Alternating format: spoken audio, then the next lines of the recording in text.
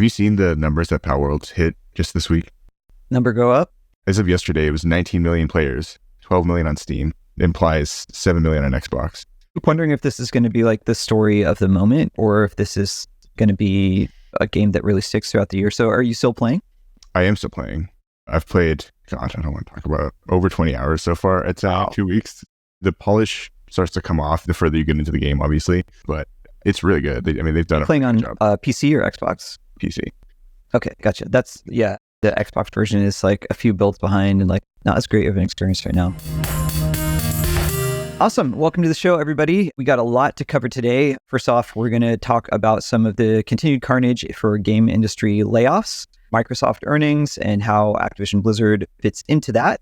We have a couple of important stories to touch on with Apple, both the ongoing and next chapter of drama between Epic versus Apple, as well as this wild new EU policy and how it's going to affect game developers. And some breaking news, there is a rumor that Hasbro is in talks with Tencent to acquire the D&D brand.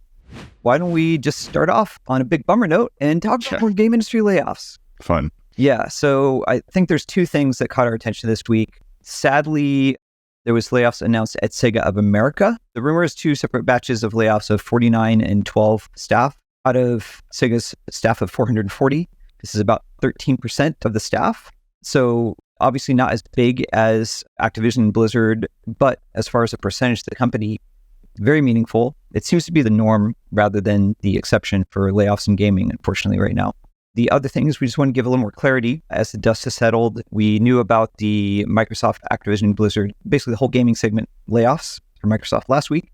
Now that the dust has settled, we know a little bit more about it. So 1,900 employees total were laid off.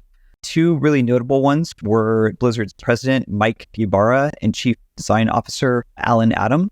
Of note, I've been trying to get some clarity if this was a resignation or if they were forced out. It seems like the language around that is still pretty vague. I don't know, Xander, if you heard anything otherwise. I think Alan was like one of the initial designers. He did all the early games and one of their founders, I believe. Yeah, these are very heart and soul people to the company. Another update since last week is most of the esports division was also added in another sub-round of this round of layoffs. Xander, there's a lot of doom and gloom in layoffs lately, but earnings are still going up. I know we're covering earnings more later. What's your take on the continued trends that we see? First and foremost, I think this is just a continuation of the trend that we've been seeing, right? That's not really anything interesting new to say. But if our thesis is smaller game teams produce better games and bigger outcomes, this is a continuation of that.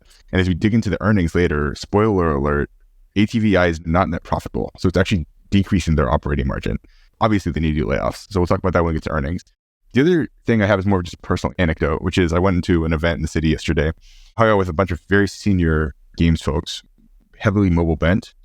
And of the 8 to 10 people I've talked to, almost all of them were currently unemployed, which is freaking wild. We know how brutal it's been, but I didn't even notice until I left the event. Talked to, unemployed, I'm between jobs, I'm hanging out, I'm doing consulting. And then I was walking to the car, I'm holy crap, everyone I talked to except for one person is currently unemployed.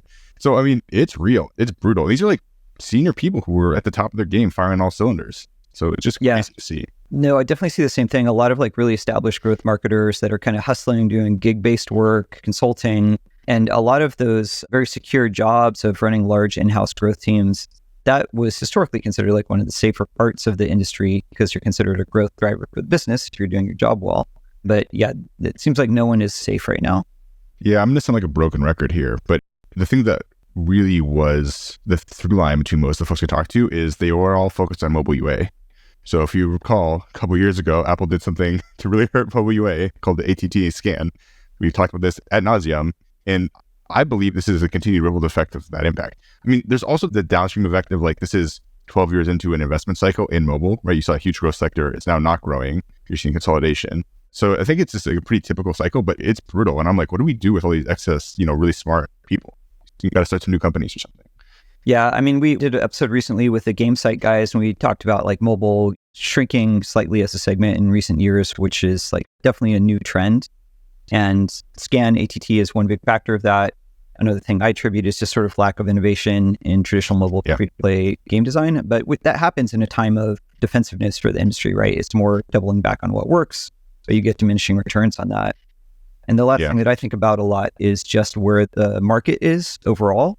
Me on my soapbox again, but I think we had an era of growth for mobile gaming where there was no profitability at the end of the rainbow, where it was a bunch of companies bringing users in, growing top line, but often without a solid foundation for actually delivering profit. And everyone was competing that way, outbidding each other. And most were trying to achieve some kind of exit. A lot of acquisition happened in the space. And now the dust has settled. It's a bad economy and these companies need to be profitable. And so there's a lot of panic of how to, I don't want to say cut the fat, dust to meaning to good people who lost their job, but like they're trimming everywhere they can to try to take these businesses that either have been acquired or never got acquired. But if they want to survive, they have to turn into sustainable business. And I think there's a lot of thrash around that. Yeah, I mean, I think it's fair to say the majority of mobile game development companies at scale had upside down business models. And we're seeing that really, really play out now.